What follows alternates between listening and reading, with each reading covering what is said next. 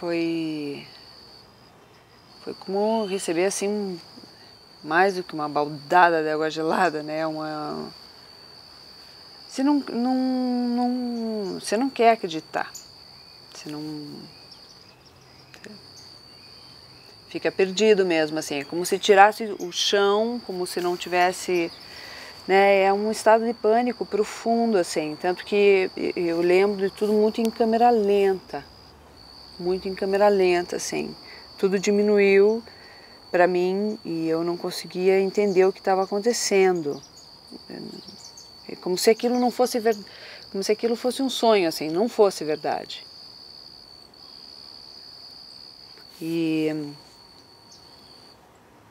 Mas na medida que o tempo foi passando e desencadeou um tratamento e que eu fui conversando com as pessoas, né, estavam próximas, família e meus amigos, aí foi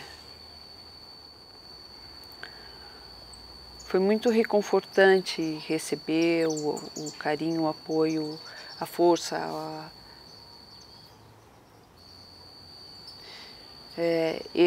eles tiveram que se despojar muito, assim, né? Porque eu não sou uma pessoa fácil e é um momento muito assim, você fica com você mesmo se questionando se foi porque você roubou bala quando era criança na cantina da escola, o que aconteceu, né? Como é que por que você é alvo dessa ira, não é, divina, ou desse malefício divino, né? Porque veio para te tirar a vida, para te ceifar a vida. Então, o que é isso? Eu penso que eu vou conseguir sentir na hora que desencadeia o momento da minha partida, né? Da força energética, da alma ou do espírito, do que eu quiser chamar, mas essa energia que habita esse corpo, né, que está doente, essa energia ela vai conseguir, tá? Eu vou conseguir me despedir das pessoas e vou dar um grande tchau, talvez até breve.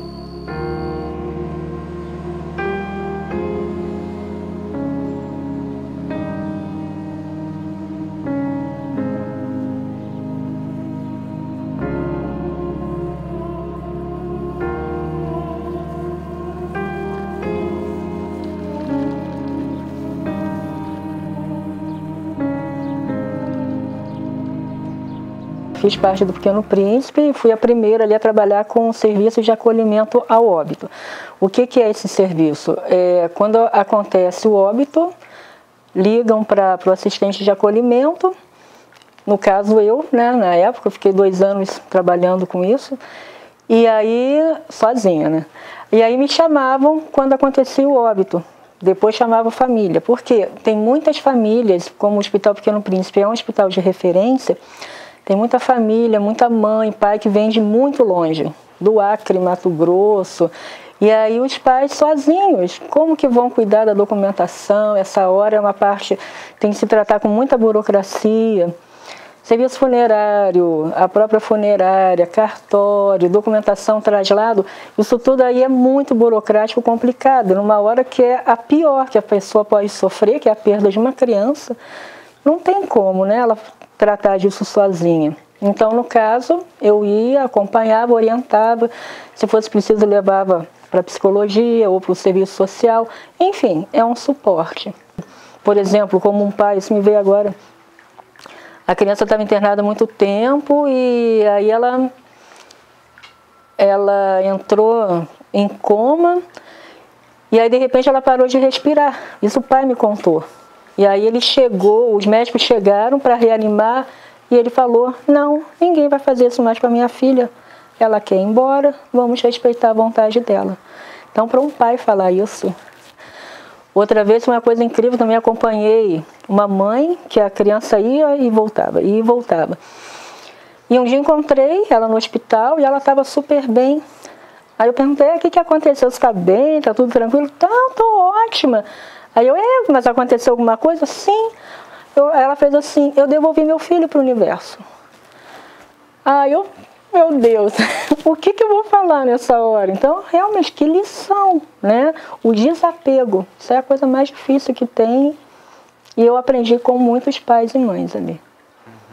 A morte é como passar de ano para mim, né? Você está na vida, está aprendendo, passou naquele curso. Então vamos partir para uma outra etapa. Acredito que melhor, né? Eu acho que deve se falar desde cedo, porque a criança, por exemplo, ela é proibida em geral, né? Não vamos levar a criança, velório, enterro, não. Quanto mais natural isso for para a criança, mais naturalmente ela vai ser um adulto que vai encarar a morte de uma maneira mais natural, né? Então, eu vejo assim, tentei uma vez, uma pessoa que queria fazer um congresso de tanatologia aqui, não se conseguiu ninguém quase para fazer, umas 6, 7 pessoas. Pessoas que têm medo. Lá no hospital, um pouco antes de eu sair, também sugeri, fiquei insistindo que a gente fizesse rodas de conversa sobre a morte. Nada de óbito, não, morte mesmo, o nome. Em geral, o pessoal ficava, nossa, mas que sinistro. Sim, vamos conversar sobre isso. A primeira roda, meu Deus, tinha umas 30 pessoas.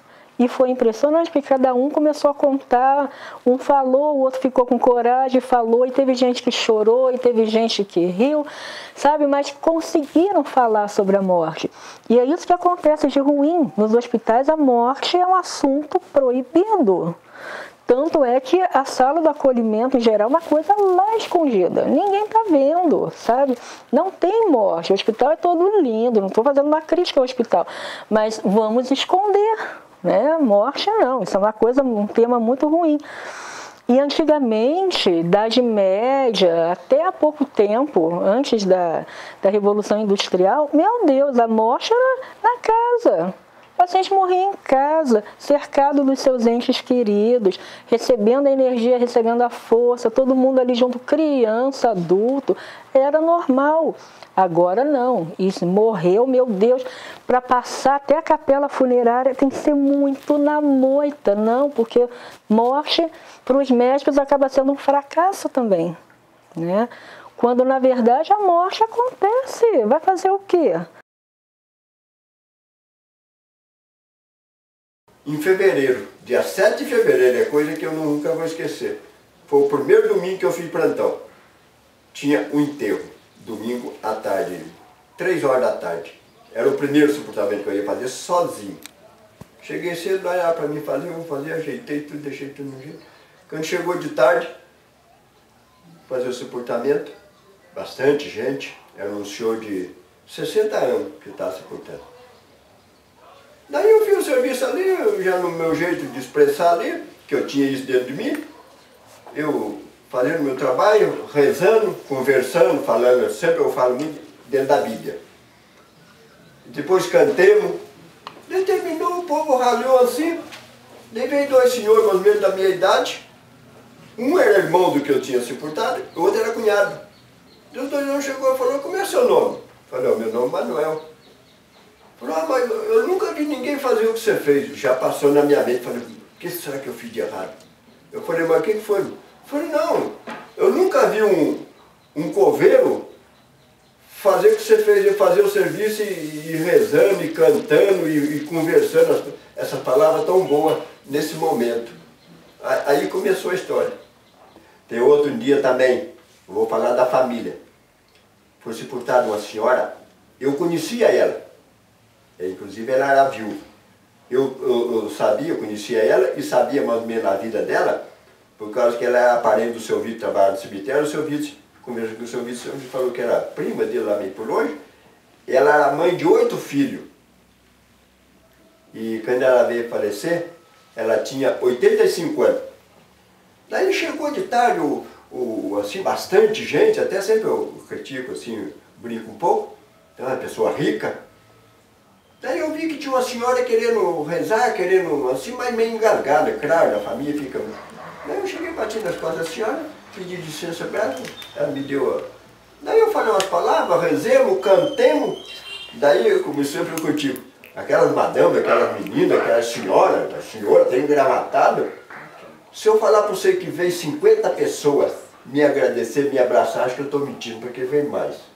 Eu falei da família, o que era a família naquele momento. Não importava que eu falei da mãe, que ela foi uma boa menina, uma boa jovem no caso, uma boa esposa, no fim uma boa avó.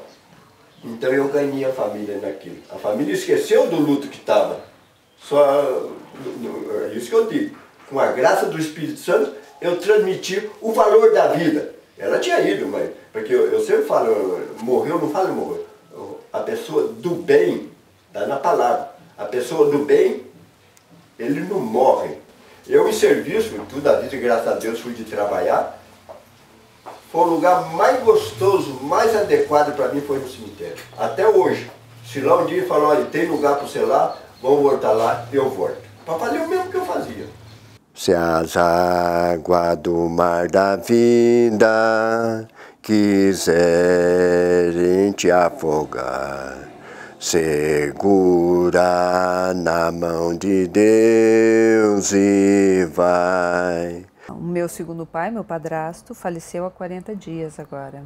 E eu acompanhei o processo, esses últimos 4 anos, agora acompanhei o processo dele, né, com a doença, tinha um tumor no fígado, enfim. O processo de despedida foi muito interessante, muito forte, né? Desde que eu venho acompanhando a minha mãe, o meu padrasto, nessa luta, não é, dele de se manter vivo. E aí até esse momento, né, que já era falado, já era conversado de alguma maneira, não tão abertamente, chegar que é ele ser internado. E a gente sabia que ele já não voltava mais para casa. Mas a gente sempre quer pensar que sim. Porque agrada pensar que sim, é confortável. Pensar que a pessoa vai voltar para casa, que vai voltar, tudo como era, né? Mesmo sabendo que isso não vai acontecer. Então foi muito interessante porque ele mesmo teve um processo de amadurecimento em relação à morte. E é a aceitação que ela vai acontecer, né? Isso que a gente chama de morte, que é uma entidade, né? Que não é bem uma entidade, sim um momento das nossas vidas. Todos nós, em algum momento das nossas vidas, vamos passar por este portal. Assim como nascemos, vamos morrer. Vamos morrer. Acho que quanto mais se fala, também mais fácil fica. A ponto de ter acontecido uma coisa muito interessante, que é que eu gostaria de falar agora, que ele, quando ele percebeu que ele não ia mais voltar para casa, né, porque ele falou, eu achei que eu ainda ia voltar para casa. E não vou, né, filha? E eu fiquei olhando para ele assim, né, com ar suspenso. E ele disse, não tenha vergonha de chorar na minha frente.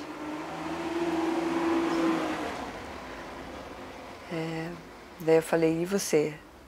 Tem vergonha de chorar na minha frente? E quando eu ia me despedir dele, ele dava muitos beijinhos e ele dizia, mas o que é isso? O que é isso? Tá, o quê? Tá se despedindo, é? Daí eu falei, ué, por quê? Você já tá indo? Não. Quando eu for, eu vou te avisar, filha. 2 dias antes dele ir para a UTI, ele falou, filha, eu vou para a UTI, vou ficar 2, 3 dias na UTI. E 40 minutos antes dele ter a parada respiratória, ele me falou para mim, para Rosário, para minha mãe, que ele estava morrendo. Ele disse isso. Desenhou assim, a gente ficou brincando com ele, ele rindo, porque a gente não conseguia entender, ele não conseguia falar mais. E ele fazendo desenhos, e a gente tentando interpretar, e ele...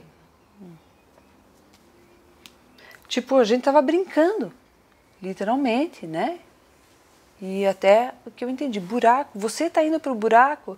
E ele deu risada e fez assim, tipo, é isso aí. Você ter uma oportunidade de viver um momento sagrado da vida de cada um, porque para mim é sagrado, a morte ela é sagrada mesmo, como o nascimento, que a gente chama vida, nascimento, de vida e morte. Então, eles fazem parte do mesmo ciclo, né? Falar sobre isso, esclarecer, colocar os medos na mesa, né? Eu tenho medo de morrer e que tudo fique escuro e que não tenha mais nada do lado de lá. Ah, não, eu já acredito que a gente vai para o paraíso. Daí lá no paraíso tem um monte de árvore e tem comida à vontade. As pessoas vivem ao relento porque não tem, né? Ah, não, porque eu vi o filme e tal. Ah, que filme? Ah, tal. Daí já vai ver o filme. Daí, nossa, mas você sabe que os hindus pensam assim, ah, e os japoneses pensam assado. Os outros fazem festa quando aqueles morrem. Então, isso tudo, essa informação povoa a tua alma, né? E ela consegue ter aceitação de coisas que para você são inaceitáveis, como a morte.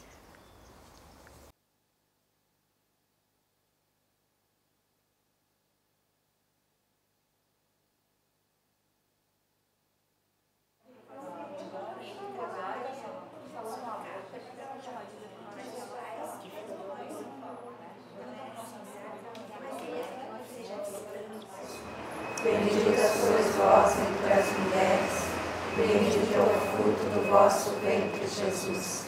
Santa Maria, Mãe de Deus, rogai por nós, pecadores, agora e na hora de nossa morte. Amém. Quando teve o falecimento do meu neto Saulo, com 14 anos, vítima de um acidente, eu fiquei assim muito triste, muito sem ânimo e muito mal comigo mesmo, né? Mas eu tinha que ser forte, porque eu tinha que pensar na minha filha, no meu genro, na minha outra neta, né? E eu, quando comecei a trabalhar com o luto, eu fui assim até um pouco desincentivada. Porque as pessoas diziam, você já está sofrendo, ainda vai escutar mais sofrimento. Mas eu pensava comigo, alguém tem que fazer alguma coisa para essas pessoas. Superar, nunca você vai superar, mas você vai ter que aceitar. Não tem outra coisa. Você tem que aceitar, porque a nossa cultura, a gente começa, eu sempre falo que a gente começa a morrer quando a gente nasce. Mas nós estamos preparados só para a vida. A gente não está preparado e nem prepara ninguém para a morte. E a coisa mais certa que você tem, a única coisa verdadeira e certa é que você nasce e você vai morrer. Eu tenho assim uma paz tão grande minha em relação, sabe? Eu estou com a minha malinha pronta, do Boas Ações ali na porta. A hora que eu estiver aqui, eu vou, sabe? Eu já fiz minha missão, eu cumpri aqui, eu acho que tudo que eu tinha que fazer, eu fiz, né? Eu só peço a Deus que Ele me dê uma morte digna de um ser humano. Eu estou em paz com a morte. Eu acho que a morte, para mim, é uma luz que vai se apagando, uma velinha, assim que vai, aquela chaminha ficando apagadinha, apagadinha, vai chegar uma hora a apagar. Um sopro. Eu perdi um filho há 23 anos, né? Meu filho, na hora que iam sequestrá-lo, o bandido acionou o gatilho e disparou a 30 centímetros da cabeça do meu filho, levando ele à morte. Mas naquele tempo não tinha nenhum grupo de apoio. Não existiam pessoas que dessem essa ajuda. O sofrimento era e é tão atroz que as pessoas procuram se refugiar de outras pessoas, uma que não, como eu falei agora mesmo no grupo, a sociedade não aceita o sofrimento e os amigos se afastam, enfim. Ninguém tomava conta de ninguém para melhorar o dia a dia de um enlutado. Graças a Deus, hoje a ciência está percebendo que num estado de estresse profundo, como é um luto, precisam ser tomadas algumas decisões em conjunto com a comunidade. E aí entra grupos que se unem para apoiar as pessoas enlutadas. E foi assim que eu encontrei o grupo da Zelindo, Amigos Solidários na Dor do Luto, através do jornal. E eu estava cansada de carregar minha cruz sozinha. E eu vi ali uma oferta de ajuda e fui procurar. Quando eu cheguei no local, eu vi o empenho da Zelinda e de outras pessoas em ajudar quem estava sofrendo naquele momento. Compartilhar a dor. Como diz muito sabiamente a nossa coordenadora, o luto compartilhado é um luto amenizado. Quilos e quilos de dor, se dividirmos, vai ficar um pouco mais leve. E foi assim que eu cheguei no grupo. E estou já indo para o 13º ano. Através da minha religiosidade, vamos dizer assim, através da minha filosofia de vida, eu encaro a morte como um fato natural. É devastadora, mas nós temos um tempo para voltar. Nós temos um tempo para vir para cá e temos um tempo para voltar. Dependendo da religião de cada pessoa, dependendo do que ela entende como Deus, ou como vida, ou como ser interior, é como ela vai se comportar depois de uma tristeza dessa. Eu me comporto de uma forma depois dos 8 anos, antes não tinha condições, até com Deus eu fiquei de mal, mas eu me comporto de uma forma que tudo tem um porquê. Um porquê de virmos, um porquê de partirmos. Mas como é que você vai falar isso para uma mãe que está entrando em luto agora? Não se pode. Isso é à custa de muita lágrima, muita leitura, muita procura. E aí é que você serena o coração. Então, respondendo a tua pergunta, a morte é um fato natural, infelizmente. Nós não ficamos para a semente. Tudo que existe um dia morre, ou cedo ou tarde. A única diferença é que ninguém aceita que um filho parta antes dos pais. A minha mente hoje está sadia com relação ao tipo de morte do meu filho, com relação à falta dele e com relação à família. E graças a Deus o meu coração está aberto para ajudar muitas mães que precisam. Bom seria que não aparecesse mais nenhuma mãe, sabe? Bom seria que nenhuma mãe tentasse participar desse clube aonde a joia para entrar no clube é a mais cara que existe, que é a vida de um filho. Viva! Viva, diz a morte para a vida. Viva!